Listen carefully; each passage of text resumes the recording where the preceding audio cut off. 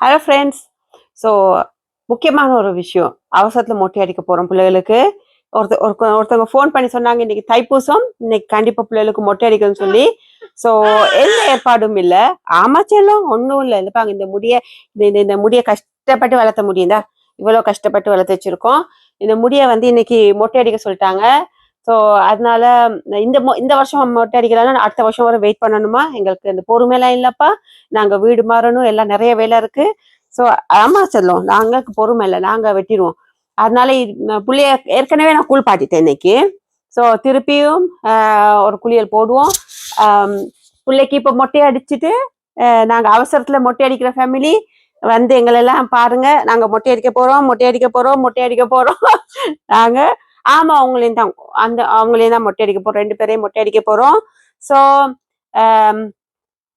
Video continue பாருங்க. நாங்க எப்படி மொட்டை அடிக்கணும், மெஷின் ஒன்று இருக்கு, அதை வச்சு மொட்டை அடிப்போம். பிளேடோ சந்தனமோ எதுவுமே இல்லை, இருக்கிற பொருளை வச்சு எப்படி சிம்பிளா ஒரு மொட்டை ஃபங்க்ஷன் பண்றதுன்னு காட்டுறேன் நான். வாங்க.